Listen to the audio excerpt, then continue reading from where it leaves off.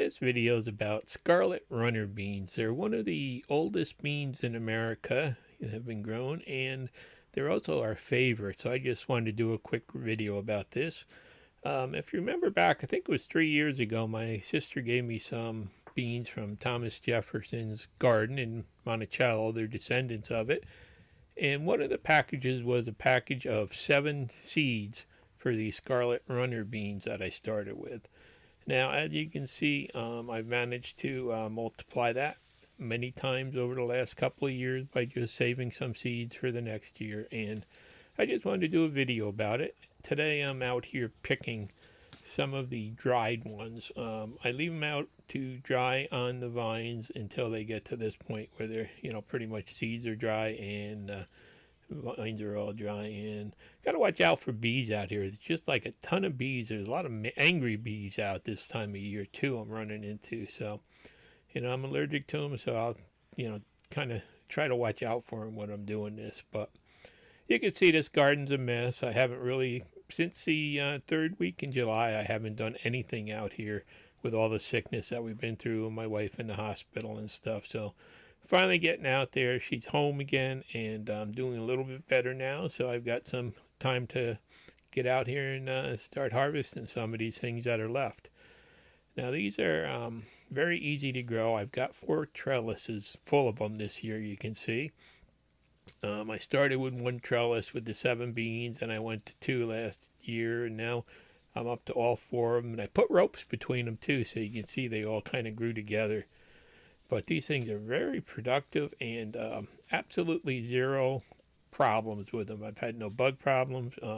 When they're young, you have to watch out. Rabbits and woodchucks will, try to chew them down on you. But as long as you protect the vines on the base when they're young and they take off, they do great. And you can just see there's thousands of them on each plant. So I'm out here just looking for the dried ones that are ready to harvest. The rest of them will be left out until they dry. You can see this one plant was an early one. First one that went in, and here's some, just a picture of some of the ones that are left. And some of these things will grow up to a foot long, you can see. It's just unbelievable. And if it wasn't for the high winds blowing off the flowers and the storms that we had early spring, there'd be a lot more. But just so productive, and these are just so good. We cook them up all winter long, and they taste just like meat. Anyhow, I got a little basket full of them today. I'm going to go up and clean. But on the way out of the garden, I'm going to show you. These are my edamames. These are the Black Panther edamames I've got to harvest next. I just have to pick them and shell them. And they're also a very, high protein bean. And I just have so many peppers left. The skins are all very tough on them now. They're really great, tasty, but they all have to be skinned to use. And I do have a freezer, a bunch of them in the freezer. And just the rest of the tomatoes and everything, due to us being sick and my wife being sick, and everything's just out there. We've got hundreds of pounds of stuff to clean up, putting in the compost. And hopefully now I'll get around to doing a little bit more of it. Now, if you remember the last video I showed you, the whole garden up here was 5 to 6 foot tall weeds and grass. So I just wanted to show you that I have started using the tractor and the graffle to clean that up. And I think it's the only way I would have gotten all the roots and stuff out. So I've decided I'm not going to bother with this next year. I'm just going to clean it up, plant grass seed there, and just mow it, this area here. Just can't take care of it all anymore. But this graffle has really been amazing. I love this tractor too. Really been amazing. But this graffle, with all those little teeth on there, it's really good for pulling out the all these tall grasses and weeds. And there's butternut vines mixed in there. I did get over a dozen butternuts, even though they were buried in this stuff. So I did get some of them. But you can see I'm making a big pile here, and I'll be moving this all out of the garden once I, get everything ripped out.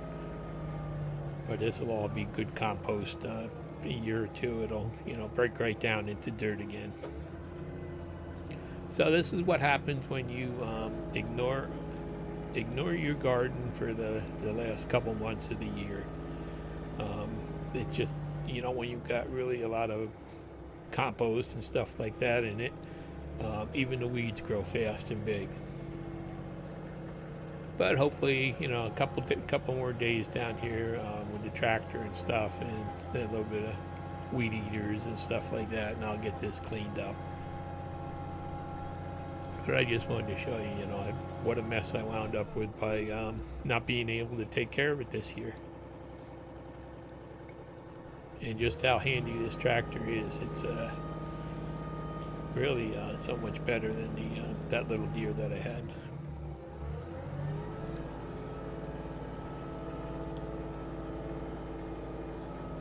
So we're gonna eventually catch up, and looks like my wife is on the heel now. They've got her on some drugs and stuff, and she's doing better. So we'll see. You know, it's gonna take time though. And again, I'm just gonna bore you with some more. I just love using this grapple. It's just so much fun to tear these weeds out. I'd be spending weeks here, and I wouldn't be getting the roots out. So this thing's really come in handy already. I've been ripping out every weed in the yard the last week. Plus, I'm sitting in an air-conditioned cab with the bees buzzing around the outside. And the thing that amazes me about this tractor is you can see just how tight the turning radius on it. This thing I can spin right around in a shorter, you know, a narrower section than the old John Deere that I had. So it's really going to be handy. And this grapple, you can just get in there and you can just, the little teeth on to help you level and kind of rip out all the roots and stuff. So that is the perfect grapple. So here we are. You know, I'm going to go up and take care of the beans now, but I just wanted to show you I'm getting this under control, and I tore out all my asparagus here, my rhubarb, everything. I don't need that anymore. And, you know, pretty soon I'll have this all fat and leveled and mowed. So let's go inside, and first I want to show you that Kiwi is doing amazing. This is the best dog we have ever had. I have no idea why somebody would give a dog like this up, but she really helped us make it through all the sickness and hospital time and stuff. What a great dog. We just love her, and she loves us.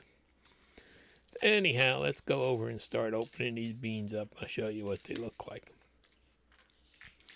You can see the pods pretty much, usually they have anywhere between 2 and 7 beans in them, and they're about the size of a lima bean when you once you do dry them and clean them. And, you know, once they're like this and they're all dry, I'll put them down in the root cellar with everything else, and we'll just grab them. Usually we just cook up a cup at a time. That'll last us a couple days. And they just, when you boil these things up, we soak them overnight in water and then boil them for a while. And you can boil them for a short period and still have them, you know, look like a bean. Or you can actually even cook these down a little bit more and have them come into more like a mush. But it just tastes so much like beef. It's unbelievable. And I think these are a really, they're just so good when you put them in like a stew or a soup, or, you know, just eat them like that. They are very healthy, and again, they're really pretty when you look at them. Just amazes me though how good they are. So I'm just, you know, wanted to do this video and hopefully get some more people out there to try them. It only takes a couple seeds to get started. I think my sister paid like $5 for 7 seeds to get going. But boy, it's worth it. This year I should have, I'm guessing I'll have 20 to 25 pounds of them off of those 4 trellises with basically zero work other than just poking the seeds in the ground in the spring. So, you know, there they are, all ready to go, and need to be going down the root cellar. I'll leave them dry for another couple weeks on top of the fridge. So I just wanted to do a quick video on these because we love them, and I think anybody that likes a bean would too. Just so tasty and flavorful. Hopefully you you know, give these guys a chance. Thanks for watching. Please subscribe.